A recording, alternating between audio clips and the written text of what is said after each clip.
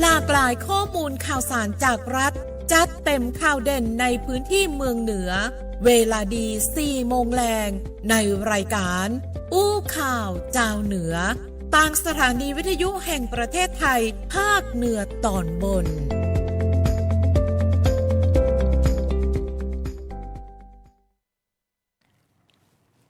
สวัสดีครับสวัสดีเจ้าตอนรับทุกท่านเข้าสู่รายการอู้ข่าวเจ้าเหนือเจ้าวันนี้ทางสวท.เชียงใหม่รับหน้าที่เป็นแม่ข่ายทักทายคุณผู้ฟังติดตามรับฟังทางสถานีวิทยุกระจายเสียงแห่งประเทศไทยทั้ง11สถานีใน8จังหวัดภาคเหนือตอนบนเจ้าแล้วก็ทักทายทาง Facebook Live ของสวท.ทั้ง8จังหวัดกันตยนะเจ้าวันนี้มีคุณผู้ฟังติดตามทาง Facebook ทักทายเข้ามาแล้วสวัสดีคุณอามอันนี้มาร้องแต่7 โมงเช้าแต่รายการเฮาปากันเวลาดี4 โมงแรงเป็นประจำกู้วันจันทร์ถึงวันศุกร์นะเจ้าซึ่งรายการนี้ก็เป็นรายการที่จะพาทุกท่านไปรับทราบข้อมูลข่าวสารทั้งนโยบายของรัฐบาลและเหตุการณ์ต่างๆที่เกิดขึ้นในพื้นที่ภาคเหนือวันนี้อยู่กับคุณเมธาแจ่มศรีและแจงอลิสาเปียงตังเจ้าครับผมวันนี้เราก็มีข่าวสารที่น่าสนใจมากมายเนาะโดยเฉพาะเรื่องของใครที่ติดตามกันอยู่เรื่องของการเจรจาหยุดยิง13ข้อด้วยกันวันนี้จะมาขยายเพิ่มเติมด้วยว่าไทยเราจะได้ประโยชน์อะไรด้วยครับเจ้าและก่อนในช่วงต่างๆบอกว่าจะเป็น ในช่วงของข่าวสารบ้านเฮาวันนี้จะพาไปดูในเรื่องของการช่วยเหลือพี่น้องประชาชนในพื้นที่อำเภอแม่อายนะเจ้าแล้วก็จะพาไปดูในเรื่องของการฟื้นฟูเมืองตี้จังหวัดน่านหลังจากที่น้ำลดแล้วสภาพเป็นจะได้ปีกมาคึกคักอย่างเก่าหรือยังเดี๋ยววันนี้จะพาไปติดตามกันและในช่วงของท้ายรายการนะเจ้าจะพาไปแอลในช่วงนี้ก็ใกล้ถึงวันหยุดวันแม่ละนะเจ้ายุดยาว4 วันเลยเจ้ามีที่ไหนที่หน้าแอลพ่องของจังหวัดเชียงใหม่ในช่วงท้ายจะพาไปแอลเจ้าครับแต่ก่อนที่เราจะไปติดตามรายละเอียดครับช่วงแรกของเราจะพาไปติดตามเรื่องของสภาพอากาศกันก่อนนะครับกับช่วงพยากรณ์อากาศและเตือนภัยรายวันกับสวทเพื่อการเรียนรู้และเตือนภัยภาคเหนือครับอู้ข่าวเจ้าเหนือช่วงพยากรณ์อากาศและเตือนภัยรายวันโดยสวทเพื่อการเรียนรู้และเตือนภัยภาคเหนือ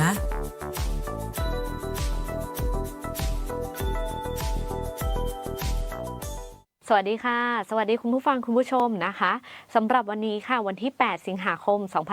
2568โดยรวมบริเวณภาคเหนือมีฝนฟ้าคะนองลดลงเหลือ40%ของพื้นที่ค่ะส่วนมากจะอยู่ที่บริเวณจังหวัดแม่ฮ่องสอนจังหวัดเชียงใหม่จังหวัดเชียงรายจังหวัดพะเยาจังหวัดน่านและจังหวัดตากค่ะส่วนอุณหภูมิโดยรวมในวันนี้นะคะทางภาคเหนือตอนบนอุณหภูมิต่ำสุดอยู่ที่23 องศาเซลเซียสค่ะอยู่ที่จังหวัดเชียงรายจังหวัดแม่ฮ่องสอนและจังหวัดพะเยาส่วนอุณหภูมิสูงสุดนะคะอยู่ที่35 องศาเซลเซียสจะอยู่ที่จังหวัดลำพูนและจังหวัดลำปางค่ะซึ่งอำเภอเถินจังหวัดลำปางนะคะอุณหภูมิจะพุ่งสูงสุดจนถึง 36.7 องศาเซลเซียสภายในวันนี้ค่ะ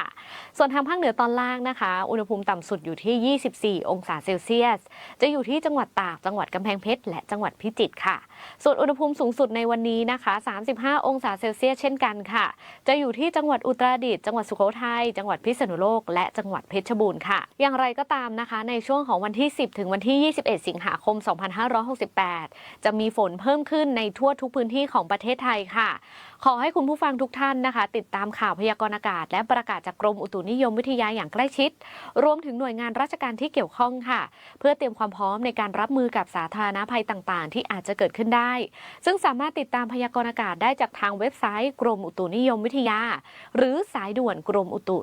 1182ได้ตลอด24ชั่วโมงค่ะมาต่อกันที่เตือนภัยรายวันค่ะวันนี้มาเตือนยากินแล้วง่วงเสี่ยงหลับในส่งผลต่อการขับขี่โดยข้อมูลจากกรมการขนส่งทางบกค่ะโดยกลุ่มยาที่ทำให้ง่วงซึมได้แก่ยาแก้แพ้ยาแก้คันยาลดน้ำมูกยาคลายเครียดยาโรคซึมเศร้ายานอนหลับยาแก้เมารถเมาเรือยาแก้ไอทั้งแบบเม็ดและยาน้ำที่มีส่วนผสมของโคเดอีนหรือยาแก้ไอน้ำดำนั่นเองค่ะและรวมไปถึงยาต้านอาการท้องเสียยากันชักยารักษาอาการปวดเส้นประสาทรวมถึงยาแก้ปวดอย่างแรงและยาคลายกล้ามเนื้อด้วยค่ะควรจะต้องอ่านฉลากก่อนกินยาทุกครั้งนะคะโดยเฉพาะก่อนจะขับขี่ยวดยานพาหนะโดยสังเกตบนฉลากยาจะมีการระบุว่ายานี้อาจทำให้ง่วงนอนควรหลีกเลี่ยงการขับรถซึ่งอาการง่วงจากยาไม่ได้เกิดขึ้นทันทีแต่จะเกิดขึ้นภายใน30นาทีถึง1ชั่วโมงหลังจากที่กินยาเข้าไปแล้วค่ะและจะมีอาการต่อเนื่องอีกหลายชั่วโมงขึ้นอยู่กับชนิดของยาเพราะฉะนั้นควรหลีกเลี่ยงการขับรถหากกินยาที่ทำให้ง่วงซึมดังกล่าวค่ะโดยขับขี่ปลอดภัยต้องมีการเตรียมสภาพร่างกายให้พร้อมโดยการพักผ่อนให้เพียงพอก่อนออกเดินทางหากไม่สบายและจำเป็นต้องเดินทางควรให้ผู้อื่นขับหรือใช้รถสาธารณะแทนนะคะและหากสงสัยเรื่องยาให้ปรึกษาแพทย์หรือเภสัชกรค่ะสวัสดีค่ะ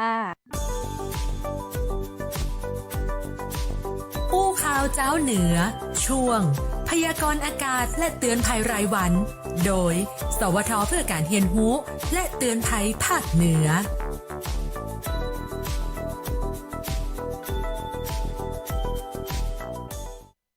เจ้าก็ต้องขอบคุณสองสาวพยากรณ์นะเจ้าที่มาให้ข้อมูลที่เป็นประโยชน์ในเรื่องของดินฟ้าอากาศและก็การเตือนภัยนะเจ้าก็จะเป็นประโยชน์กับคุณผู้ฟังทุกท่านเจ้าใช่ครับผมในช่วงต่อไปครับจะพาคุณผู้ฟังไปติดตามกับช่วงขดสวายกระจายข่าวครับ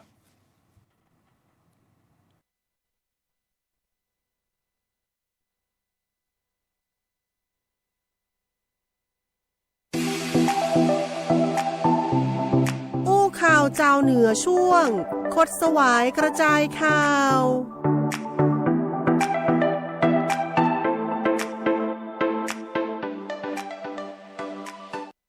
ครับ ในช่วงขดสวายกระจายข่าววันนี้เรามีประเด็นที่เชื่อว่าหลายท่านติดตามกันไม่ว่าจะเป็นภาคไหนๆนะก็คือเรื่องของการเจรจาหยุดยิงระหว่างไทยและกัมพูชาเจ้าสืบเนื่องมาจากแต่ว่านี่มีการจัดประชุม GBC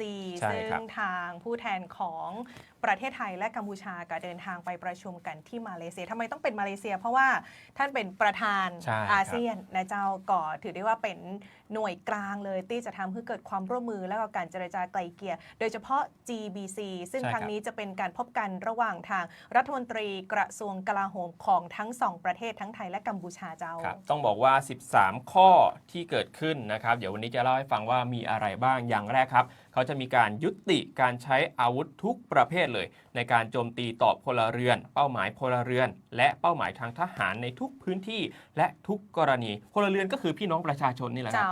ส่วนทหารเป้าหมายทางพลเรือนก็จะเป็นพวกโรงพยาบาลต่างๆพวกสถานที่ที่เป็นชุมชนนี่คือต้องยุติในทุกกรณีเลยนะครับแต่ว่าประเด็นนี้เนี่ยสิ่งที่ต้องจับตาดูก็คือทางกัมพูชานั้นจะสามารถทำตามข้อตกลงนี้ได้หรือไม่นะครับ2ก็คือเรื่องของการรักษาสถานะการวางกำลังในที่ตั้งปัจจุบันสถานะก็คือวันที่28 กรกฎาคม 2568 โดยไม่มีการเคลื่อนย้ายกำลังและไม่มีการลาดตระเวนไปยังพื้นที่ตั้งของอีกฝ่ายอันนี้ผมมองว่าเราน่าจะได้เปรียบนะเพราะว่าข้อมูลจากทางดาวเทียมของออสเตรเลียเขาก็มีการสำรวจกองกำลังของฝ่ายกัมพูชาปรากฏว่ามีการเสริมกำลังตั้งแต่ช่วงวันที่13 กุมภาพันธ์ที่ผ่านมาแล้วอันนี้จะเป็นหลักฐานเด่นเลยที่จะทำให้ทางเจ้าหน้าที่เนี่ยสังเกตได้ว่าฝ่ายไหนเนี่ยเริ่มที่จะลุกล้ำก่อนนั่นเองนะครับนอกจากนี้ในช่วงวันที่ 28 กรกฎาคมเนี่ยกองกำลังทหารไทยก็ได้มีการวางกำลังเอาไว้แล้วใน 17 จุดตามแนวรบพระวิหารใน 4 จังหวัดไม่ว่าจะเป็นสุรินทร์บุรีรัมย์ศรีสะเกษแล้วก็อุบลราชธานีนะครับเพราะฉะนั้นเนี่ยอันนี้ก็จะทำให้ไทยได้เปรียบอย่างมากเลยนอกจากนี้นะครับข้อที่ 3 ก็คือต้องไม่เพิ่มเติมกำลังตลอดแนวชายแดนไทยกัมพูชานะครับไม่กระทำการอันเป็นการยั่วยุที่ส่งผลให้เกิดความตึงเครียดการมีกิจกรรมทางทหารเข้าไปยังดินแดนนะครับนอกจากนี้นะครับในเรื่องของการล้ำเขตน่านฟ้าเนี่ยไทยเราก็ยืนยันว่าไม่เคยที่จะส่งโดรนเข้าไปสอดแนมหรือว่าล้ำเข้าไปยังอาณาเขตของกัมพูชาด้วยมีแต่ทางฝั่งนู้นนะครับที่ส่งโดรนเข้ามาที่บริเวณชายแดนก็ต้องเฝ้าระวังกันครับว่าหลังจากที่มีการทำบันทึกข้อตกลงแล้วเนี่ยกัมพูชานั้นจะปฏิบัติตามเงื่อนไขหรือไม่นะครับข้อที่ 5 ก็คือไม่ใช้กำลังต่อพลเรือนหรือว่าเป้าหมายทางพลเรือนในทุกกรณีเลยนะครับ6ก็คือการปฏิบัติตามอนุสัญญาเจนีวานะครับการปฏิบัติต่อผู้ที่ถูกจับกุมตัวการขอส่งตัวผู้บาดเจ็บมารักษาในสถานพยาบาลของอีกฝ่ายนะครับก็ขึ้นอยู่กับศักยภาพในการรองรับของสถานพยาบาลแล้วแต่กรณีนะครับส่วนทหารที่อยู่ในการควบคุมของอีกฝ่ายหนึ่งเนี่ยก็จะได้รับการปล่อยตัวครับและส่งกลับประเทศหลังจากที่ยุติการใช้กำลังโดยสมบูรณ์นะครับรวมทั้งต้องมีการอำนวยความสะดวกคือเรื่องของการส่งคืนร่างผู้เสียชีวิตอย่างสมเกียรติโดยเร็วด้วยและการจัดการศพภายใต้สภาพที่ถูกสุขลักษณะด้วยความเคารพนะครับประเด็นนี้ก็อาจจะมีข้อถกเถียงกันมากครับในหมู่คนไทยซึ่งในเรื่องของการปฏิบัติตามอนุสัญญาเจนีวาเราต้องไม่ลืมนะครับว่าในช่วงการเกิดเหตุการณ์ปะทะระหว่างทหารไทยกับกัมพูชาและทหารกัมพูชาเนี่ยปรากฏว่ายิงจรวด BM-21 เข้ามาที่ฝั่งไทยปรากฏว่ามีสถานพยาบาลนั้นได้รับผลกระทบเนี่ยกว่า 20 แห่งเลยแล้วก็ต้องทำให้ปิดการให้บริการถึง 13 แห่งปิดบางส่วน 7 แห่งนะครับส่วนรพสต.ก็ได้รับผลกระทบเนี่ยถึง 175 แห่งก็ต้องดูศักยภาพว่าไทยเราจะสามารถรักษาทางทหารกัมพูชาที่ได้รับบาดเจ็บอย่างเต็มศักยภาพหรือไม่นะครับข้อที่ 7 ก็คือกรณีที่มีความขัดแย้งด้วยอาวุธทั้งตั้งใจหรือไม่ตั้งใจทั้ง2ฝ่ายเนี่ยจะต้องมาหารือกันในระดับปฏิบัติผ่านกลไกทวิภาคีที่มีอยู่นะครับเพื่อที่จะเป็นการป้องกันการขยายตัวของสถานการณ์ซึ่งกลไกทวิภาคีที่เรามีอยู่ตอนนี้ก็คือ RBC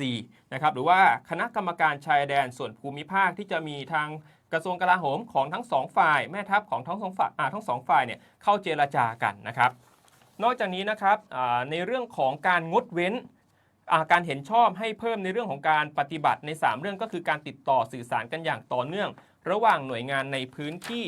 การจัดการประชุม RBC ภายใน 2 สัปดาห์นับจากการประชุม GBC เมื่อวันที่ 7 สิงหาคมที่ผ่านมาแล้วก็การติดต่อสื่อสารโดยตรงระดับรัฐมนตรีและผู้บัญชาการทหารสูงสุดของทั้ง 2 ประเทศนะครับข้อที่ 9 ครับงดเว้นการเผยแพร่ข้อมูลอันเป็นเท็จหรือว่าข่าวปลอมซึ่งประเด็นนี้ครับทุกหน่วยงานด้านความมั่นคงเนี่ยก็ไม่เคยที่จะเผยแพร่เฟซนิวเลยในส่วนของไทยนะครับตอนนี้เนี่ยทางสกทบก็ได้มีการแต่งตั้งนางสาวปนัดดาวงผู้ดีเป็นโฆษกจิตอาสาแล้วนะครับที่จะเข้ามาตอบโต้ทุกข้อมูลเท็จจากทางฝั่งกัมพูชาด้วยเช่นเดียวกันนะครับประเด็นนี้เนี่ยก็ถือว่าเป็นเชือกที่จะมัดไม่ให้กัมพูชานั้นปล่อยข่าวปลอมและสร้างข้อมูลเท็จด้วยเช่นเดียวกันนะครับข้อที่ 10 นะครับในเรื่องของกลไกการตรวจสอบการหยุดยิงทั้ง2ฝ่ายจะต้องดำเนินการตามผลหารือเมื่อวันที่ 28 กรกฎาคมซึ่งรวมไปถึงการหยุดยิงและการมีคณะผู้สังเกตการจากประเทศสมาชิกอาเซียนซึ่งจะนำโดยมาเลเซียประเด็นนี้ครับต้องบอกว่าไทยเราได้เปรียบเป็นอย่างมากเลยนะครับไม่ว่าจะเป็นเรื่องของการหยุดยิงหรือว่าเรื่องอื่นๆเนื่องจากหลังเกิดสถานการณ์สู้รบไทยกัมพูชาเมื่อปี 2554 เนี่ยทางกัมพูชาเองยังไม่ได้ให้ความสนใจแล้วก็เดินตามกรอบกลไกทวิภาคีถึงแม้ว่าที่ผ่านมาครับถ้าเกิดว่าใครติดตามข่าวจะรู้เลยว่าไทยเนี่ยทำหนังสือประท้วงเป็น100 ครั้งแล้วครับแต่ว่าครั้งนี้เนี่ยจะมีมาเลเซียเข้ามาเป็นผู้ร่วมสังเกตการณ์และจะช่วยป้องกันการบิดผิวของทางฝ่ายกัมพูชาด้วยนะครับข้อที่ 11 ก็คือการเห็นชอบให้ RBC ในแต่ละพื้นที่ดำเนินการตามข้อตกลงหยุดยิงครับสิ่งที่จะแตกต่างไปจากเดิมคือตอนนี้ครับจะมีคณะผู้สังเกตการจากอาเซียนก็นำโดยมาเลเซียเนี่ยครับเป็นผู้ร่วมสังเกตการ RBC นั้นจะพบกันเป็นประจำประชุมกันเป็นประจำครับและต้องส่งรายงานให้กับ GBC ตามสายการบังคับบัญชาของแต่ละฝ่ายด้วยนะครับข้อ 12 ครับในระหว่างการจัดตั้งคณะผู้สังเกตการอาเซียนที่มีมาเลเซียเป็นผู้นำเนี่ยก่อนหน้านี้ก็จะมีการใช้กลไกคณะผู้สังเกตการชั่วคราวก็จะมีทั้งผู้ช่วยทูตฝ่ายทหารประเทศสมาชิกอาเซียนทั้งประจำประเทศไทยแล้วก็กัมพูชามาทำหน้าที่แทนเป็นการชั่วคราวและการประชุม GBC ก็จะมีการจัดประชุมอีกครั้งหนึ่งหลังจากการประชุมเมื่อวันที่ 7 สิงหาคมนะครับก็เว้นไปเดือนหนึ่งก็จะมีการประชุมอีกครั้งหนึ่งนั่นเองครับเจ้าสำหรับการประชุม JBC RBC และ GBC นะเจ้าก็ถือเป็นในเรื่องของกลไกเพื่อที่จะนำมาซึ่งความสันติภาพระหว่างไทยกับกัมพูชา JBC จะเริ่มขึ้นก่อนเราจะเห็นการแอคชั่นโดยกระทรวงการต่างประเทศตามมาด้วย RBC นะเจ้าซึ่งก็จะเป็นการอู้จ๋าทวิภาคีระหว่างท่านแม่ทัพของทั้งไทยและกัมพูชาทั้งนี้พิเศษก็คือดึงผู้สังเกตการณ์ในระดับอาเซียนเข้ามาร่วมสังเกตการณ์ตยและล่าสุดคือGBC นะเจ้าซึ่งก่อนนำโดยทางรัฐมนตรีว่าการกระทรวงกลาโหมทั้ง2ประเทศมาเจรจาหาข้อตกลงเพื่อยุติการปะทะกันขึ้นนี่ก็คือภาพรวมทั้งหมดที่เกิดขึ้นที่เราได้นำมาไล่เลียงให้กับคุณผู้ฟังได้ฟังกันในช่วงแรกกับคดสวายกระจายข่าวในช่วงหน้ามาติดตามกันต่อในรายการอู้ข่าวเจ้าเหนือในช่วงข่าวสารบ้านเฮาเจียงใหม่ลำพูนลำปางและแม่ฮ่องสอนเจ้ามัดรวมข่าวสารจากภาครัฐเจาะลึกประเด็นฮ้อนจาก8จังหวัดภาคเหนือตอนบนกับทีมนักจัดรายการ11สถานีในรายการอู้ข่าวเจ้าเหนือป้ากับช่วงพยากรณ์อากาศและเตือนภัยรายวันพดสวายกระจายข่าวสารบ้านเฮาและปาแอลเมืองเหนือเวลาดี 4-5 โมงแรงผู้วันจันทร์ถึงวันศุกร์รับฟังต่างวิทยุแห่งประเทศไทย8จังหวัดภาคเหนือตอนบน11สถานีวิทยุสวทเจียงใหม่เจียงไฮ้พะเยาแป้น่านลำปางลำปูนแม่ฮ่องสอนแม่เสรียงฝางและสวทเพื่อการเรียนรู้และเตือนภัยภาคเหนือพร้อมรับชมทาง Facebook แฟนเพจของกู้สถานีสดพร้อมกันทั้งออนแอร์และออนไลน์อู้ข่าวเจ้าเหนืออู้จ่าประสาคนเมืองเหนือเจ้า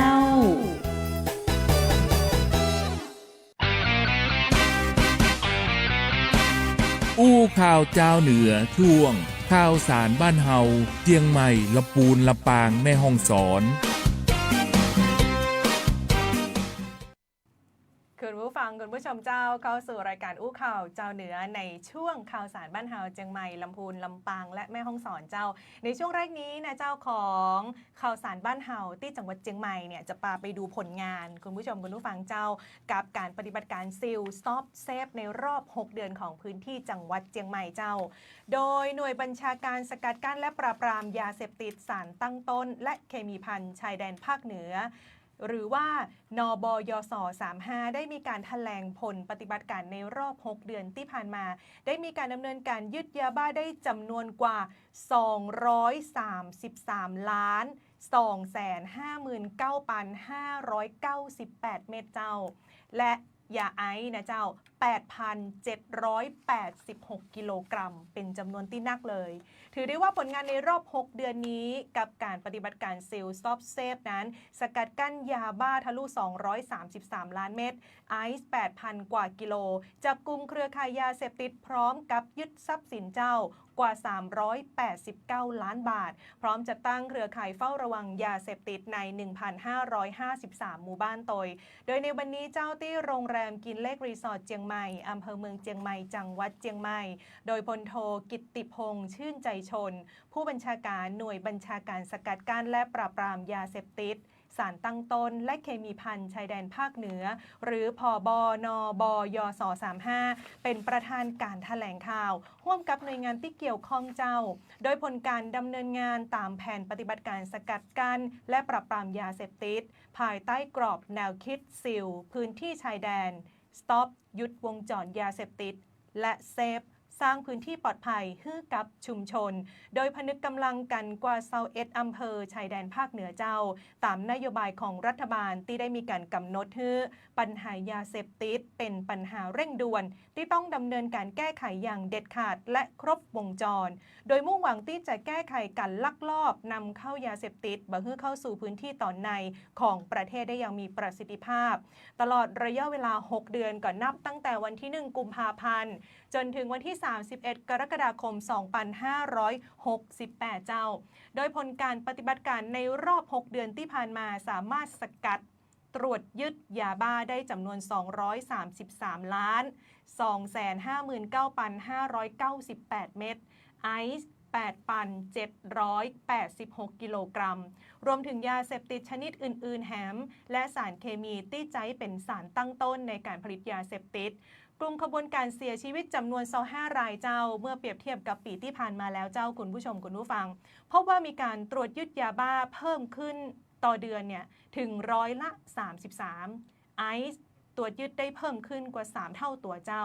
นอกจากนี้สามารถดำเนินการต่อเครือข่ายการค้ายาเสพติดตามเป้าหมายได้จำนวน4เครือข่ายเจ้าและมีการขยายผลโดยการใช้มาตรการสมคบสนับสนุนและช่วยเหลือได้แหม66คดีแต่กันการจับกลุ่มคดีร้ายแรงเกี่ยวกับยาเสพติดได้จำนวน 1,985 คดีเจ้าและยังมียึดทรัพย์สินกลุ่มขบวนการมูลค่ากว่า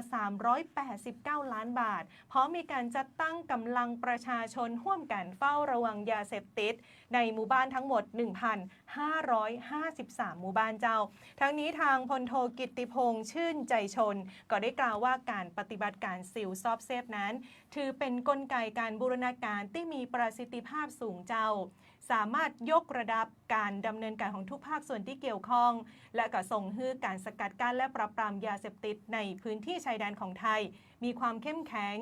ครอบคลุมและยั่งยืนนักยิ่งขึ้นซึ่งความสำเร็จในครั้งนี้เป็นผลมาจากการทำงานร่วมกันอย่างใกล้ชิดระหว่างทางทหารตำรวจและฝ่ายปกครองโดยมีสำนักงานปปส.ภาค 5 และภาค 6 เป็นฝ่ายเลขานุการและได้รับการสนับสนุนจากหน่วยงานภาคีอาทิเช่นศุลกากรภาค 3 สำนักงานอัยการภาค 5 กรมโรงงานอุตสาหกรรมกอรมนและกระทรวงการต่างประเทศเจ้าตลอดจนมีส่วนร่วมของประชาชนนะเจ้าที่ได้มีการแจ้งเบาะแสแม้ว่ากรอบระยะเวลาดำเนินการตามแผนซิล Stop Safe จะสิ้นสุดลงแต่หน่วยงานในพื้นที่ยังคงมีหน้าที่ปฏิบัติตามแผนสกัดกั้นและปราบปรามยาเสพติดสารตั้งต้นและเคมีภัณฑ์ชายแดนภาคเหนือต่อไปซึ่งยังคงมุ่งมั่นเจ้าที่จะดำเนินการอย่างต่อเนื่องควบคู่ไปกับการใช้เทคโนโลยีเช่นเครื่องมือพิเศษโดรนตรวจการ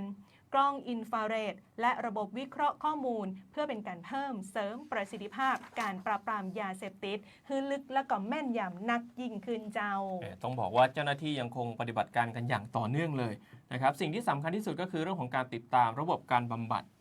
ผู้ติดยาเสพติดด้วยในแต่ละพื้นที่เนี่ยก็จะมีเรียกว่ากลไกการบำบัดแตกต่างกันไปนะครับแต่ว่าจะมีที่ของเชียงใหม่เราจะมีที่ฮอดโมเดลที่เขามีการติดตามกันถึงแม้ว่าจะเข้ารับการบำบัดเรียบร้อยแล้วเนี่ยออกมาเวลาที่ผู้ป่วยเนี่ยจะกินยาต้องกินยาให้เจ้าหน้าที่เห็นด้วยเพราะบางคนไม่ยอมกินยาปรากฏว่ากลับเข้าสู่วงจรเดิมและที่สำคัญที่สุดก็คือการให้กำลังใจจากสังคมจากชุมชนรวมถึงการส่งเสริมอาชีพถ้าเกิดว่าเราสามารถสนับสนุนในด้านนี้ได้เนี่ยโอกาสที่ผู้ป่วยยาเสพติดจะหายดีและกลับไปเป็นคนดีของสังคมเนี่ยก็สามารถเป็นไปได้นั่นเองนะครับมุ่งหวังว่าเราจะได้คืนคนดีสู่สังคมตามโครงการต่างๆเจ้าเรายังอยู่กันที่จังหวัดเชียงใหม่แหมช่วงนี้ในพื้นที่ภาคเหนือฝนตกเยอะนะเจ้าใช่ครับอย่างของจังหวัดเชียงใหม่ก็จะมีพื้นที่เสี่ยงเวลาฝนตกหนักๆก็จะมีทั้งแม่แจ่มมีแม่อายมีเชียงดาวนั่นแหละล่าสุดนะครับที่อำเภอแม่อายจังหวัดเชียงใหม่ครับก็ได้มีการจัดทีมเจ้าหน้าที่เร่งให้การช่วยเหลือประชาชนผู้ประสบภัยหลังจากที่เกิดฝนตกหนักในพื้นที่และฝนตกหนักบนพื้นที่สูงเสี่ยงต่อการเกิดดินโคลนสไลด์เป็นอย่างมากเลยนะครับโดยเมื่อวานนี้นะครับทางนางสลินยาคำพาแก้วในอำเภอแม่อายจังหวัดเชียงใหม่ก็ได้มอบหมายให้ปลัดอำเภอแม่อายหัวหน้าฝ่ายความมั่นคงนำสมาชิกกองร้อยอาสารักษาดินแดนอำเภอแม่อายที่ 5 ก็ร่วมกันกับสภ.แม่อายตชด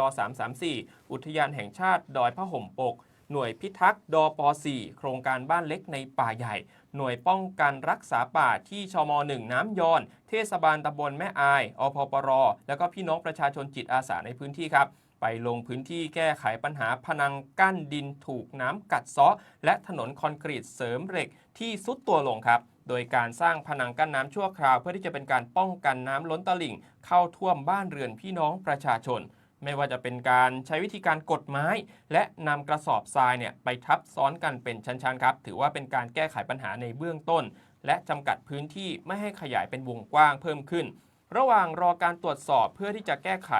ระยะยาวในลำดับต่อไปนะครับจุดที่พี่น้องประชาชนเข้าไปเร่งแก้ไขก็คือบริเวณถนนทางเชื่อมระหว่างหมู่ที่ 6 ตำบลแม่อายกับหมู่ที่ 9 ตำบลมะลิการะยะทางเนี่ยรวมๆก็ประมาณ50 เมตรใช้กระสอบทรายไปทั้งหมด 2,500 ใบครับนอกจากนี้ก็ได้มีการลงพื้นที่ติดตามสถานการณ์พื้นที่เสี่ยงจุดที่จะเกิดดินสไลด์และติดตามการอพยพราษฎรกลุ่มเสี่ยงสูงด้านที่อยู่อาศัยด้วยก็คือพื้นที่ที่เสี่ยงต่อการเกิดดินโคลนสไลด์นั่นเองนะครับซึ่งเป็นบ้านที่อยู่ติดตามร่องเขาและพื้นที่ลาดชันจำนวน5ครัวเรือนด้วยกันครับไม่ว่าจะเป็นพื้นที่บ้านดอยแหลมหมู่ที่13ตำบลแม่อายพร้อมกันนี้ก็ได้มีการมอบผ้าห่มให้กับผู้ใหญ่บ้านเอาไว้ใช้ในการสร้างจุดพักพิงแล้วก็จุดอพยพของหมู่บ้านด้วยทางนี้ทางอำเภอแม่อายครับก็ได้มีการเน้นย้ำให้องค์กรปกครองส่วนท้องถิ่นกำนันผู้ใหญ่บ้านและผู้นำชุมชนเนี่ย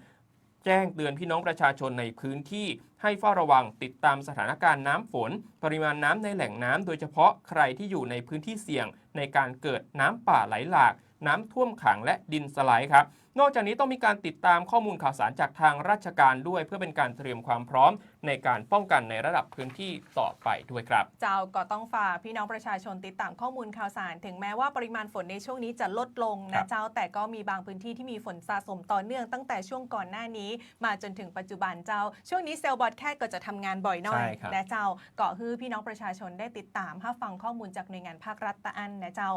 คุณผู้ฟังคุณผู้ชมเจ้าช่วงนี้หลายๆจังหวัดมันมีการจัดกิจกรรมจิตอาสาบำเพ็ญประโยชน์และบำเพ็ญสาธารณกุศลเฉลิมพระเกียรติสมเด็จพระนางเจ้าสิริกิติ์พระบรมราชินีนาถพระบรมราชชนนีพันปีหลวงเนื่องในโอกาสวันเฉลิมพระชนมพรรษา12 สิงหาคมพร้อมปล่อยพันธุ์ป่าเฉลิมพระเกียรติหลายจังหวัดเลยเราไปดูบรรยากาศกันที่จังหวัดลำพูนเจ้าโดยในวันนี้นะเจ้าช่วงเวลาประมาณ 10 นาฬิกาณอ่างเก็บน้ำแม่ที่ตำบลบ้านที่อำเภอบ้านที่จังหวัดลำพูนเจ้านายวิวัฒน์อินไทยวงศ์ผู้ว่าราชการจังหวัดลำพูนเป็นประธานในพิธีเปิด กิจกรรมจิตอาสาบำเพ็ญประโยชน์และบำเพ็ญสาธารณกุศลเฉลิมพระเกียรติสมเด็จพระนางเจ้าสิริกิติ์พระบรมราชินีนาถพระบรมราชชนนีพันปีหลวงเนื่องในโอกาสวันเฉลิมพระชนมพรรษา 12 สิงหาคม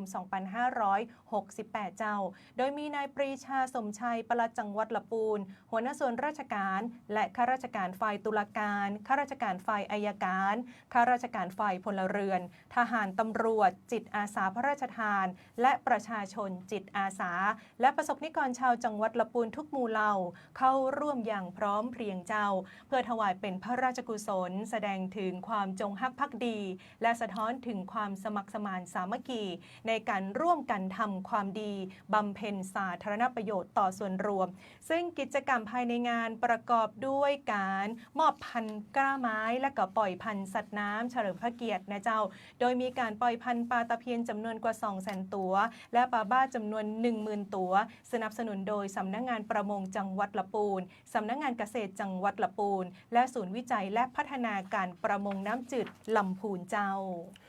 มาติดตามกันต่อในเรื่องของการพัฒนาคุณธรรมกันบ้างจังหวัดไหนมีการพัฒนาคุณธรรมค่อนข้างสูงเนี่ยก็จะทำให้การพัฒนาจังหวัดนั้นเป็นไปอย่างราบรื่นมากยิ่งขึ้นนะครับมาติดตามกันที่จังหวัดลำปางครับจังหวัดลำปางเองล่าสุดครับได้มีการจัดงานสมัชชาคุณธรรมและตลาดนัดคุณธรรมประจำปี 2568 ครับก็พร้อมว่าจะสานพลังทุกภาคส่วนในการเดินหน้าเข้าสู่จังหวัดคุณธรรมต้นแบบครับโดยเมื่อช่วง 9 โมงเช้าที่ผ่านมาครับนางสาวนิติยาพงษ์พาณิชย์รองผู้ว่าราชการจังหวัดลำปางก็ได้เป็นประธานเปิดงานสมัชชาคุณธรรมและตลาดนัดคุณธรรมจังหวัดลำปางประจำปี 2568 โดยมีนางเบญจมาศบุญเทพวัฒนธรรมจังหวัดลำปางหัวหน้าส่วนราชการผู้ทรงคุณวุฒิจากศูนย์คุณธรรมภาคีเครือข่ายทางสังคมครับไม่ว่าจะเป็นเครือข่ายภาครัฐเครือข่ายภาคธุรกิจเอกชนเครือข่ายศาสนาเครือข่ายภาคการศึกษาเด็กและเยาวชนรวมถึงสื่อมวลชนภาคประชาสังคมชุมชนครอบครัวเรียกได้ว่ามากันครบเลยมาเข้าร่วมงานกันที่สำนักศิลปะและวัฒนธรรมมหาวิทยาลัยราชภัฏลำปางครับทางนางเบญจมาศบุญเทพวัฒนธรรมจังหวัดลำปางเนี่ยก็บอกว่าทางสำนักงานวัฒนธรรมจังหวัดลำปางองค์กรเครือข่ายทางสังคมก็ได้ร่วมกันกับศูนย์คุณธรรมกำหนดการจัดงานสมัชชาคุณธรรมและตลาดนัดคุณธรรมประจำปี 2568 ถือว่าเป็นเวทีกลางของหน่วยงานองค์กรเครือข่ายทุกภาคส่วนที่จะเข้ามาแลกเปลี่ยนเรียนรู้ครับการขับเคลื่อนและพัฒนาคุณธรรมในระดับองค์กรพื้นที่จังหวัดเพื่อที่จะทำให้เกิดการเชื่อมโยงเครือข่ายและสนับสนุนกระบวนการขับเคลื่อนแผนปฏิบัติการด้านการส่งเสริมคุณธรรมแห่งชาติระยะที่ 2 ซึ่งระยะเวลาในการดำเนินการก็จะอยู่ระหว่างปี 66 ถึงปี 2570 นั่นเองครับนอกจากนี้ก็ยังมีการจัดนิทรรศการนำเสนอผลงานของหน่วยงานภายในจังหวัดลำปางด้วยไม่ว่าจะเป็นพิธีมอบเกียรติบัตรการประกวดเยาวชนต้นแบบด้านมารยาทไทยและมารยาทในสังคมประจำปี 2568 ระดับจังหวัดลำปางการบรรยายพิเศษครับเรื่องของทิศทางการขับเคลื่อนจังหวัดคุณธรรม Moral Talk จากบุคคลผู้สร้างแรงบันดาลใจคนดีสีจังหวัดลำปางประจำปี 2567 การแสดงศิลปวัฒนธรรมและนิทรรศการแสดงผลการขับเคลื่อนคุณธรรมของชุมชนองค์กรและอำเภอคุณธรรมต้นแบบครับเจ้าก่อนในเรื่องของการขับเคลื่อนด้านคุณธรรมนั้นก็ถือได้ว่าเป็นหลักพื้นฐานในเจ้าในการพัฒนาต่อยอดคุณภาพชีวิตของพี่น้องประชาชนด้านอื่นๆต่อไปเจ้าพาไปติดตามการขับเคลื่อนนโยบายเกี่ยวกับการกวาดล้างยาเสพติดในพื้นที่จังหวัดแม่ฮ่องสอนกันต่อเจ้าโดยจังหวัดแม่ฮ่องสอนยังคงเดินหน้าขับเคลื่อนนโยบายกวาดล้างยาเสพติดสร้างพื้นที่ปลอดภัยในอำเภอขุนยวมเจ้าโดยตั้งแต่ตะวันแล้วนะเจ้านายณรงค์พัฒน์นาคทรัพย์นายอำเภอขุนยวมผู้อำนวยการศูนย์ปฏิบัติการป้องกันและปราบปรามยาเสพติดอำเภอขุนยวมสปปสอขุนยวมมอบหมายให้กับกลุ่มงานความมั่นคงดำเนินการตามนโยบายรัฐบาลและกระทรวงมหาดไทยเจ้าในการกวาดล้างยาเสพติดและสร้างพื้นที่ปลอดภัยภายใต้โครงการ No Drug No Dealer ผนึกกำลังชุมชนปลอดยาเสพติดเจ้าโดยมีนายมารุตปัญญาบุญปลัดอำเภอกลุ่มงานความมั่นคงก็ได้ให้ความรู้แก่เด็กและเยาวชนที่โรงเรียนขุนยวมวิทยาเจ้าเกี่ยวกับเรื่องของการรู้เท่าทัน และการป้องกันปัญหายาเสพติดมีเยาวชนเข้ารับการอบรมกว่า100 คนเตกันเจ้าและนอกเหนือจากนี้ยังมีนายถลิงศักดิ์ที่รักจากกองร้อยอส.อำเภอขุนยวมร่วมกับสถานีตำรวจภูธรขุนยวมสาธารณสุขอำเภอขุนยวมองค์การบริหารส่วนตำบลเมืองปอนกำนันตำบลเมืองปอนและโรงเรียนชุมชนบ้านหนองแห้งดำเนินโครงการตำบลยั่งยืนแก้ไขปัญหายาเสพติดแบบครบวงจรตามยุทธศาสตร์ชาติโดยให้ความรู้เกี่ยวกับสถานการณ์ยาเสพติดในพื้นที่เจ้าแล้วก็รวมไปถึงการป้องกันการแก้ไขปัญหายาเสพติดในหมู่บ้านชุมชนแล้วก็การส่งเสริมให้ประชาชนนั้นแจ้งเบาะแสผู้ค้าผู้เสพยาเสพติดเพื่อเป็นส่วนร่วมในภาคีเครือข่ายนะเจ้าที่เราจะได้ขับเคลื่อนในเรื่องของการสร้างความปลอดภัยและความเข้มแข็งให้กับสังคมเจ้าครับต้องบอกว่าแผนการปฏิบัติการ No Drugs No Dealer เนี่ยมีการขับเคลื่อนกันทุกจังหวัดนะครับหนึ่งในนั้นก็มีทางแม่เสรียงสวทแม่เสรียงล่าสุดก็ได้มีการส่งข่าวเข้ามานะครับเขาบอกว่าตอนนี้เนี่ยทางชุดปฏิบัติการพิเศษฝ่ายปกครองอำเภอแม่ลาน้อยครับก็ได้ทำงานร่วมกันกับสภ.แม่ลาหลวงในการเดินหน้าเข้าเชิงรุกเลยในการค้นหาผู้เสพผู้ติดยาเสพติดอย่างต่อเนื่องตามแผนปฏิบัติการ No Drugs No Dealer ก็ปรากฏว่าพบผู้เสพจำนวน1 รายด้วยนะครับซึ่งการปฏิบัติการดังกล่าวครับก็เป็นไปตามข้อสั่งการของทางนายภูมิธรรมเวชยชัยรองนายกรัฐมนตรีและรัฐมนตรีว่าการกระทรวงมหาดไทยรักษาราชการแทนนายกรัฐมนตรีครับที่ก่อนหน้านี้ได้มีการเน้นย้ำเลยว่าทุกหน่วยงานที่เกี่ยวข้องเนี่ยจะต้องเร่งรัดครับเรื่องการดำเนินการป้องกันและแก้ไขปัญหายาเสพติดทุกมิติเพราะมองว่าเรื่องของยาเสพติดเนี่ยเป็นการทำลายชาติอย่างมากเลยทำลายทั้งเยาวชนทำลายทั้งชาติด้วยนะครับได้มอบหมายให้ขับเคลื่อนแผนปฏิบัติการ No Drugs No Dealer อย่างจริงจังครับซึ่งภายใต้การอำนวยการของนายเอกวิทย์มีเพียรผู้ว่าราชการจังหวัดแม่ฮ่องสอนนายอุดมศักดิ์ขาวหนูนาและนายบุญลือธรรมธนานุรักษ์ท่านรองผู้ว่าราชการจังหวัดแม่ฮ่องสอนทางปลัดจังหวัดแม่ฮ่องสอนรวมถึงนายอำเภอแม่ลาน้อยครับล่าสุดก็ได้มอบหมายให้นายธนทรคำแสนปลัดอำเภอฝ่ายความมั่นคงนำชุดเจ้าหน้าที่ครับชุดปฏิบัติการพิเศษฝ่ายปกครองอำเภอแม่ลาน้อยทำงานร่วมกันกับเจ้าหน้าที่ตำรวจสภ.แม่ลาหลวงเข้าดำเนินการค้นหาผู้เสพผู้ค้าในพื้นที่บ้านหัวลาหมู่ที่ 7 ตำบลสันติคีรีปรากฏว่าเจอผู้เสพยาเสพติด1 รายครับเข้าไปตรวจคัดกรองปัสสาวะก็พบยาเสพติดประเภท2ก็คือฝิ่นนั่นเองนะครับล่าสุดเนี่ยก็เร่งดำเนินการส่งตัวเข้าสู่กระบวนการบำบัดฟื้นฟูตามขั้นตอนต่อไปครับเจ้าคุณผู้ชมคุณผู้ฟังเจ้าเดี๋ยวในช่วงหน้ามาติดตามกันต่อในรายการอู้ข่าวเจ้าเหนือช่วงข่าวสารบ้านเฮาเจียงไฮ้พะเยาแปะน่านเจ้ามัดรวมข่าวสารจากรัฐเจาะลึกประเด็นร้อนจาก8จังหวัดภาคเหนือตอนบนกับทีมนักจัดรายการ11สถานีในรายการอู้ข่าวเจ้าเหนือพบกับช่วงพยากรณ์อากาศและเตือนภัยรายวันคดสวายกระจายข่าวสารบ้านเฮาและปาแอลเมืองเหนือเวลาดี 4-5 โมงเย็นทุกวันจันทร์ถึงวันศุกร์รับฟังทางวิทยุแห่งประเทศไทย8จังหวัดภาคเหนือตอนบน11สถานีวิทยุสวท.เชียงใหม่เชียงรายพะเยาแพร่น่านลำปางลำพูนแม่ฮ่องสอนแม่เสรียงฝางและสวท.เพื่อการเรียนรู้และเตือนภัยภาคเหนือพร้อมรับชมทาง Facebook Fanpage ของทุกสถานีสดพร้อมกันทั้งออนแอร์และออนไลน์อู้ข่าวเจ้าเหนืออู้จาประสาคนเมืองเหนือ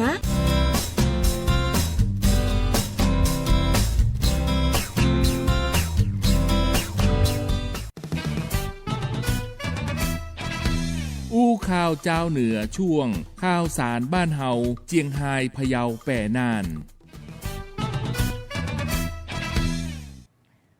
ข่าวเจ้าเหนือช่วงข่าวสารบ้านเฮาเจียงไฮ้พะเยาแปะน่านนะเจ้าในช่วงนี้ปาไปกันตีจังหวัดเจียงไฮ้เจ้าคุณผู้ชมคุณผู้ฟังเจ้าที่จังหวัดเจียงไฮ้เปิ้ลมีการจัดสัมมนาสื่อมวลชนและก็เครือข่ายประชาสัมพันธ์จังหวัดนะเจ้าโดยมีการรณรงค์สร้างความตระหนักรู้และก็ร่วมสร้างวัฒนธรรมการใช้รถใช้ถนนอย่างปลอดภัยซึ่งกิจกรรมนี้ก็เกิดขึ้นในช่วงเช้าของวันที่8สิงหาคม2568ที่โรงแรมเอ็มบูติกรีสอร์ทเจียงไฮ้โดยนางสาวนันทวันกันคำประชาสัมพันธ์จังหวัดเจียงไฮ้ เป็นประธานเปิดการสัมมนาสื่อมวลชนและเครือข่ายประชาสัมพันธ์ สร้างความรู้ความเข้าใจในการใช้รถใช้ถนนอย่างปลอดภัยโครงการสร้างความตระหนักรู้และก็สร้างวัฒนธรรมในการใช้รถใช้ถนนอย่างปลอดภัยประจำปี 2568 เจ้าเพื่อเป็นการฮื้อสื่อมวลชนนะเจ้าแล้วก็เครือข่ายประชาสัมพันธ์ร่วมกันรณรงค์ให้กับพี่น้องประชาชนได้ปฏิบัติตามกฎหมายจราจรและก็แนวทางในการใช้รถใช้ถนนอย่างปลอดภัยผ่านสื่อต่างๆนำไปสู่การป้องกันและก็ลดอุบัติเหตุทางถนนในพื้นที่จังหวัดเจียงไฮ้เจ้าโดยมีนายโชติสิริดารายนนายกสมาคมสื่อมวลชนและนักประชาสัมพันธ์เจียงรายนะเจ้านางวรังคณาอุ่นบ้านผู้อำนวยการสถานีวิทยุกระจายเสียงแห่งประเทศไทยจังหวัดเจียงไฮ้พันเอกทวัฒน์ม่วงโพหัวหน้าสถานีวิทยุกระจายเสียงหน่วยบัญชาการรักษาดินแดนจังหวัดเจียงไฮ้และก็สื่อมวลชนจังหวัดเจียงไฮ้เข้าร่วมกันเป็นจำนวนนักเลยซึ่งการจัดกิจกรรมสัมมนาในครั้งนี้ก็คาดหวังว่าสื่อมวลชนและเครือข่ายประชาสัมพันธ์ที่เข้าร่วมกิจกรรมมีศักยภาพในการผลิตสื่อเพื่อเข้าถึงประชาชนในวงกว้างและมีการนำเสนอข้อมูลเกี่ยวกับกฎหมายจราจรสถิติอุบัติเหตุและแนวทางในการป้องกันอุบัติเหตุได้อย่างถูกต้องและแม่นยำเจ้าส่งผลให้พี่น้องประชาชนมีวัฒนธรรมในการใช้รถใช้ถนนอย่างปลอดภัยและก็เป็นการเพิ่มช่องทางในการสื่อสารเพื่อสร้างสังคมแห่งความปลอดภัยอย่างยั่งยืนเจ้าครับต้องบอกว่าเรื่องของการสร้างเครือข่ายเนี่ยถือว่าเป็นเรื่องสำคัญโดยเฉพาะสื่อมวลชนนะครับการประชาสัมพันธ์ต่างๆมันจะได้ทั่วถึงมากยิ่งขึ้นด้วยนอกเหนือจากการใช้รถใช้ถนนอย่างระมัดระวังแล้วเรื่องของการป้องกันบุหรี่ไฟฟ้านี่ก็ถือว่าเป็นเรื่องสำคัญเช่นเดียวกันนะครับล่าสุดครับที่อำเภอแม่ใจจังหวัดพะเยาได้มีการจับมือกับภาคีเครือข่ายเปิดปฏิบัติการแม่ใจตัดไฟบุหรี่ไฟฟ้าไหวละอ่อนครับโดยนายพิรัตน์จันทิมานายอำเภอแม่ใจครับได้มอบหมายให้นายพีรศักดิ์จอมคำปลัดอำเภอฝ่ายความมั่นคงพร้อมด้วยนายจตุรพัฒน์คำรถผู้อำนวยการโรงเรียนเจริญใจเจ้าหน้าที่ตำรวจสภ.แม่ใจสมาชิกอส.อำเภอแม่ใจที่ 9 และคณะครูโรงเรียนเจริญใจครับไปร่วมกันตรวจบุหรี่ไฟฟ้าน้องๆนักเรียนโรงเรียนเจริญใจระดับชั้นมัธยมศึกษาตอนต้นชั้นม.1 ถึงม.3 3 ห้องเรียนด้วยกันครับผลการตรวจก็ไม่พบบุหรี่ไฟฟ้าแต่อย่างใดครับทั้งนี้เจ้าหน้าที่เองเนี่ยนอกจากไปตรวจแล้วก็ได้มีการให้คำแนะนำเรื่องของโทษพิษภัยของบุหรี่ไฟฟ้ารวมไปถึงเรื่องของการขอความร่วมมือในการแจ้งเบาะแสถ้าเกิดว่าน้องๆเนี่ยพบว่ามีการลักลอบนำบุหรี่ไฟฟ้ามาจำหน่ายในพื้นที่สถานศึกษานะครับทั้งนี้การสุ่มตรวจสถานศึกษาในครั้งนี้ครับก็เป็นการตรวจในช่วงเปิดภาคเรียนแรกของปีการศึกษา 2568 และจะมีการขยายผลให้ครอบคลุมทุกโรงเรียนเป็นการรณรงค์ป้องกันการแพร่ระบาดของบุหรี่ไฟฟ้าในสถานศึกษาซึ่งปัจจุบันเนี่ยก็พบกลุ่มนักเรียนที่มีอายุระหว่าง 13 ถึง 17 ปีนิยมสูบบุหรี่ไฟฟ้าเพิ่มสูงขึ้นครับเยาวชนหลายคนเนี่ยก็อาจจะมีความอยากรู้อยากลองบุหรี่ไฟฟ้าอยากจะรู้ว่ารสชาติเนี่ยเป็นยังไงครับหรืออาจจะได้รับการชักชวนจากเพื่อนๆซึ่งบุหรี่ไฟฟ้านั้นยังมีสารนิโคตินอยู่นะครับส่งผลกระทบต่อสมองโดยตรงส่งผลต่อเรื่องของการเรียนรู้และอารมณ์อาจพัฒนาไปสู่การติดยาเสพติดที่มีความร้ายแรงมากยิ่งขึ้นด้วยเพราะฉะนั้นสิ่งที่สำคัญก็คือสถาบันครอบครัวนี่แหละครับเป็นหน่วยที่เล็กที่สุดและเป็นพื้นฐานของสังคมด้วยนะครับถือว่าต้องเป็นแบบอย่างที่ดีที่จะต้องเข้ามาตรวจตราดูแลเอาใจใส่บุตรหลานให้ห่างไกลจากบุหรี่ไฟฟ้าด้วยนะครับนอกจากนี้ก็จะมีการรณรงค์เผยแพร่ความรู้และโทษของบุหรี่ไฟฟ้าให้กับเยาวชนนักเรียนและประชาชนในพื้นที่ผ่านช่องทางต่างๆด้วยไม่ว่าจะเป็นเสียงตามสายหอกระจายข่าวและสื่อออนไลน์ครับพาไปกันต่อที่กิจกรรมดีๆจากทางจังหวัดแพร่เจ้าโดยประสบนิกรชาวแพร่ร่วมใจปล่อยพันธุ์สัตว์น้ำถวายเป็นพระราชกุศลสมเด็จพระนางเจ้าสิริกิติ์พระบรมราชินีนาถพระบรมราชชนนีพันปีหลวงเนื่องในโอกาสวันเฉลิมพระชนมพรรษา 12 สิงหาคม 2568 เจ้าโดยในตะวันนี้นะเจ้าที่บริเวณบึงยมหลงหรือว่าหนองบัวลอยหมู่ที่ 4 ตำบลแม่ยมอำเภอเมืองแพร่จังหวัดแพร่นายคุณากรคดฮิรันรองผู้ว่าราชการจังหวัดแพร่เป็นประธานนำหัวหน้าส่วนราชการภาคเอกชนและกับพี่น้องประชาชนจังหวัดแพร่ปล่อยพันธุ์ปลาน้ำจืดจำนวนกว่า 200,000 ตัวเจ้าเพื่อเทิดพระเกียรติและถวายเป็นพระราชกุศลแด่สมเด็จพระนางเจ้าสิริกิติ์พระบรมราชินีนาถพระบรมราชชนนีพันปีหลวงเนื่องในโอกาสวันเฉลิมพระชนมพรรษา 12 สิงหาคม 2568 ซึ่งทางสำนักงานประมงจังหวัดแพร่ร่วมกับหน่วยงานกรมประมงในจังหวัดแพร่จัดขึ้น ขึ้นเจ้าโดยทั้งนี้สำนักงานประมงจังหวัดแพร่ได้จัดพิธีปล่อยพันธุ์สัตว์น้ำเพื่อเฉลิมพระเกียรติและถวายเป็นพระราชกุศลแด่สมเด็จพระนางเจ้าสิริกิติ์พระบรมราชินีนาถพระบรมราชชนนีพันปีหลวงและเพื่อให้หน่วยงานภาครัฐภาคเอกชนและประชาชนทั่วไปได้ร่วมแสดงความจงรักภักดีต่อสถาบันพระมหากษัตริย์แถมทั้งยังเป็นการส่งเสริมการอนุรักษ์ทรัพยากรและเพิ่มพูนปริมาณสัตว์น้ำในแหล่งน้ำเพื่อมีความอุดมสมบูรณ์นักยิ่งขึ้นและยังเป็นการฟื้นฟูสิ่งแวดล้อมเพื่อมีความยั่งยืนนะเจ้าแล้วก็รวมไปถึงการขยายพันธุ์สัตว์น้ำลงสู่แหล่งน้ำธรรมชาติตัวเจ้าครับเรื่องของการพัฒนาเรื่องของแหล่งสัตว์น้ำเนี่ยก็เป็นเรื่องสำคัญเนาะจะได้ทำให้ชาวบ้านเนี่ยมีกินมีใช้ได้ด้วยนะครับพามาติดตามกันต่อที่สถานการณ์น้ำในพื้นที่จังหวัดน่านบ้างนะครับตอนนี้ต้องบอกว่าเข้าสู่เฟสการฟื้นฟูแล้วนะครับซึ่งจังหวัดน่านเองตรงนี้ครับได้มีการเร่งเดินหน้าทำความสะอาดฟื้นฟูเมืองล่าสุดเนี่ยถนนหลายเส้นทางก็สะอาดเรียบร้อยแล้วนะครับโดยในวันนี้ที่จังหวัดน่านครับนายชัยนรงค์วงใหญ่ผู้ว่าราชการจังหวัดน่านก็เร่งประสานความร่วมมือจากหน่วยงานทุกภาคส่วนเลยทำงานร่วมกันครับในการระดมทำความสะอาดฟื้นฟูเมืองถนนตรอกซอกซอยในพื้นที่ชุมชนเขตเทศบาลเมืองน่านและในทุกพื้นที่ล่าสุดครับถนนหลายเส้นทางเนี่ยก็สามารถที่จะใช้การได้ตามปกติครับในขณะที่แหล่งเศรษฐกิจสำคัญอย่างตลาดตั้งจิตนุสรณ์ร้านค้าหลายแห่งครับเริ่มที่จะฟื้นตัวแล้วก็พื้นที่ลุ่มต่ำอย่างเช่นหมู่บ้านชุมชนหมู่บ้านภูมินท่าลี่เจ้าหน้าที่เองก็เร่งนำเครื่องจักรกลหนักเข้าดำเนินการเก็บขยะล้างทำความสะอาดถนนและชุมชนเรียบร้อยแล้วนะครับทางด้านนายสุรพลเทียนสูตรทางนายกเทศมนตรีเมืองน่านเนี่ยก็ได้มอบหมายให้เจ้าหน้าที่เทศบาลเมืองน่านนั้นลงพื้นที่เร่งทำความสะอาดพื้นที่ชุมชนโดยในวันนี้เนี่ยเทศ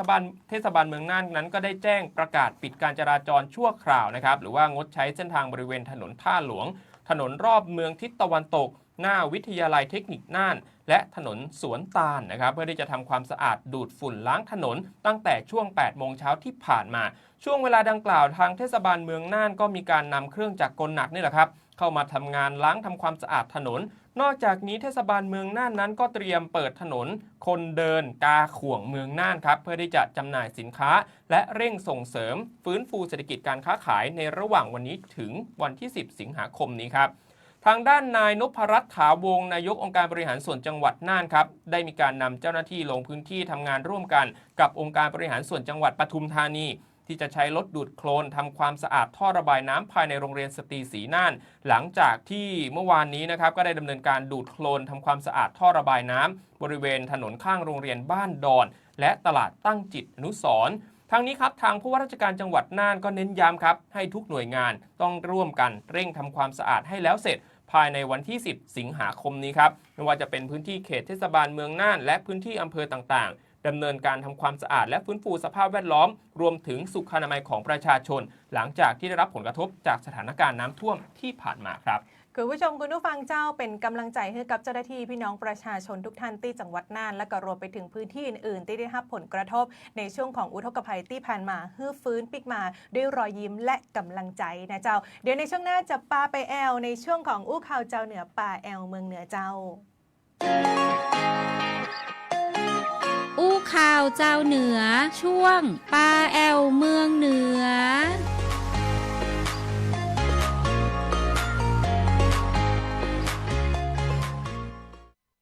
ปาแอลเมืองเหนือในวันนี้จะปาคุณเมธาตุปาคุณผู้ชมแล้วก็ปาคุณผู้ฟังไปแอลกันที่ควงประตูต้าแปรเจ้าเปิ้ลมีการจัดงานที่เปิ้ลฮ้องว่ามหกรรมการท่องเที่ยวโดยชุมชน CBT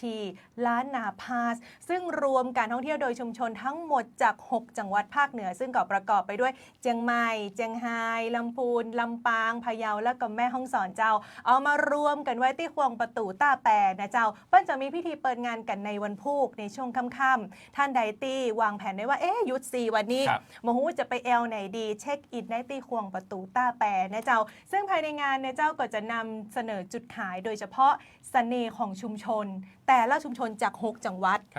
คุณฮู้จักตะแหลวก่อนตะแหลวนี่เนี่ยเปิ้ลเป็นเครื่องรางของล้านนาเลยเด้อเ ปิ้ลจะคนตะแหลวลูก ครับ บั้นที่ละปูนเจ้ามาให้ทุกท่านได้ทำกิจกรรมเวิร์กช็อปและในงานจะมีตะแหลวอันใหญ่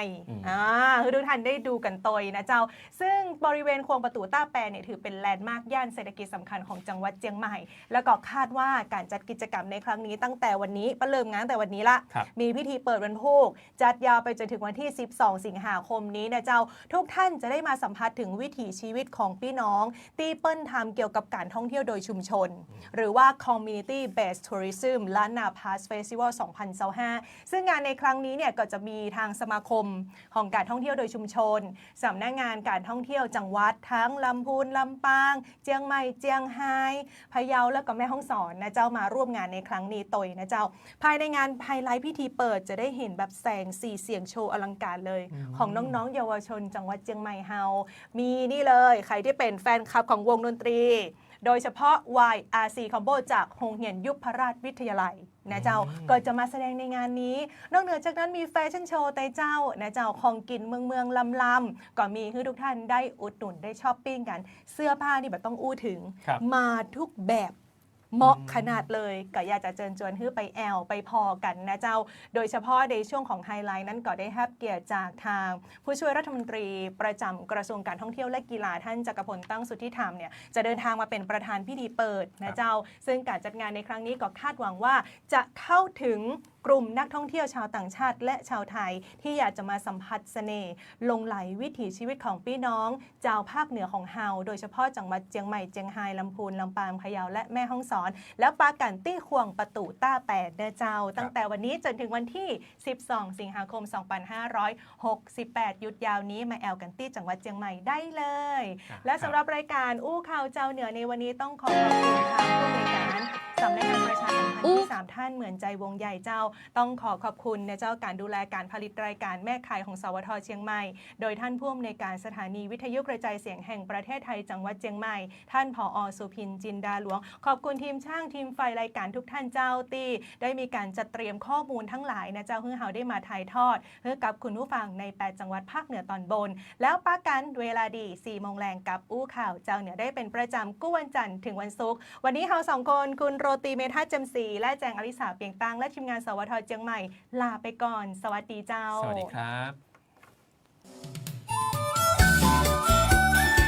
ติดตามรับฟังรายการอู้ข่าวเจ้าเหนือได้ทุกวันจันทร์ถึงวันศุกร์เวลาดี 4 โมงแรงทางสวทลำปาง FM 97 เมกะเฮิรตซ์สวทลำพูน FM 95 เมกะเฮิรตซ์สวทพะเยา FM 95.25 เมกะเฮิรตซ์สวทแป้ FM 91 เมกะเฮิรตซ์สวทน่าน FM 94.75 เมกะเฮิรตซ์สวทเชียงใหม่ FM 98 เมกะเฮิรตซ์และ AM 639 กิโลเฮิรตซ์สวทฝาง FM 89.25 เมกะเฮิรตซ์สวทเจียงไฮ้ FM 95.75 เมกะเฮิรตซ์สวทแม่ฮ่องสอน FM 104 เมกะเฮิรตซ์สวทแม่เสรียง FM 90.5 เมกะเฮิรตซ์และสวทเพื่อการเรียนรู้และเตือนภัยภาคเหนือ AM 549 กิโลเฮิรตซ์และเพจ Facebook ของแต่ละสถานีเนอร์ครับ